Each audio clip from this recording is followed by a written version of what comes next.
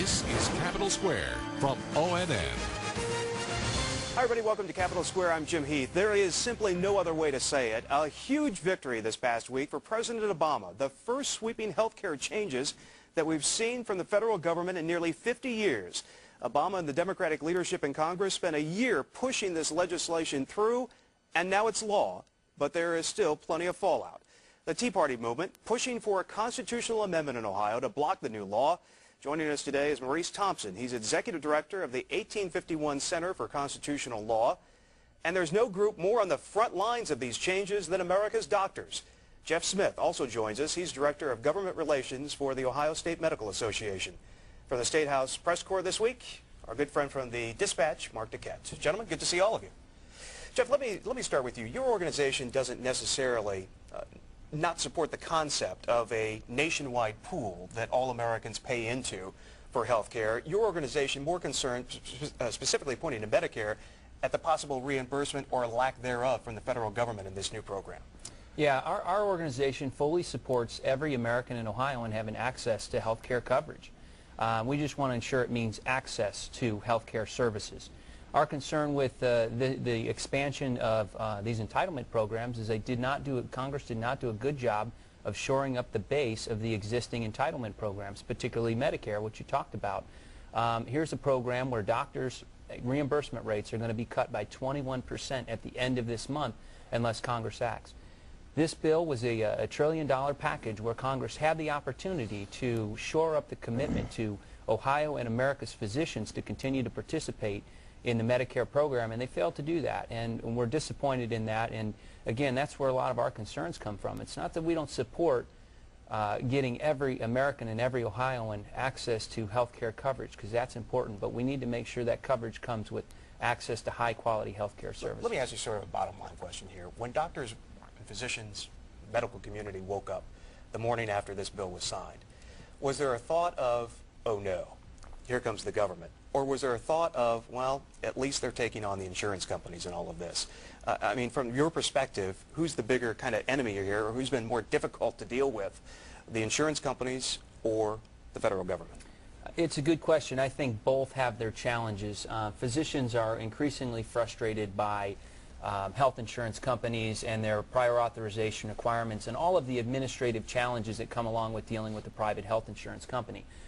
This bill does do some things to create some administrative simplification in the interactions with physicians and health insurance companies, and preserving and protecting the physician-patient relationship and getting third-party payers out of it. But turning over our healthcare system to the government is not something that the OSMA supports, and it's of great concern because what you're doing is essentially exchanging one set of problems for another. And we found, even in the Medicare and Medicaid program, there are some inefficiencies with those programs, but what we're particularly concerned about is the lack of commitment from our public policy makers to shore up the base of Medicaid and Medicare. Maurice, your organization is concerned about this concept of all Americans paying into this pool. There was a question raised earlier in the week of if you have to pay for car insurance, if you drive a car, why not have to pay into health care insurance, considering these costs are going out of control? What's the beef? Sure, and that analogy is one that we've heard over and over again to car insurance, and there are multiple differences.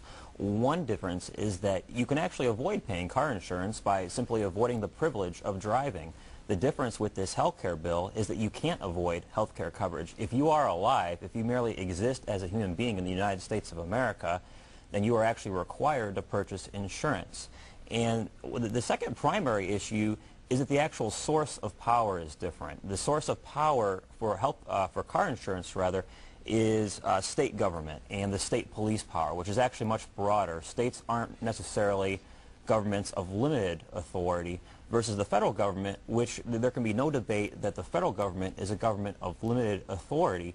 And the authority that they're trying to use to do this, the Commerce Clause, is actually a very limited authority, and they're taking an expansive view of this here in order to require health care coverage that is really inconsistent with the constitutional principles that are founding and the constitutional text as it's still written today. Your organization, therefore, is pressing Democratic Attorney General Richard Cordray to join this kind of nationwide lawsuit challenging this.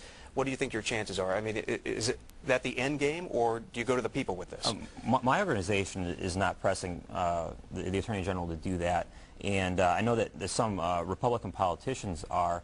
However, we don't think the Attorney General is ultimately will have standing in that lawsuit, and that's why we've authored a constitutional amendment as part of the Ohio Project, which would actually protect Ohioans from being forced into this system. What our constitutional amendment states is that no Ohioan shall be compelled to participate in any health care system. That's right, and it would need the Attorney General then to either ratify that for ballot language, or if he does not do that, you could elevate that to the state Supreme Court. That's exactly right. As we stand today, the Attorney General is considering whether to certify that language. If he goes ahead and certifies it, and then Jennifer Bruner also certifies it, we then have to collect about 400,000 signatures over the course of the summer, or the Ohio Liberty Council does anyway.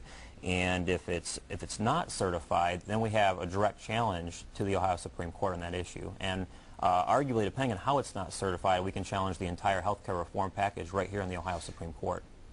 Isn't the argument behind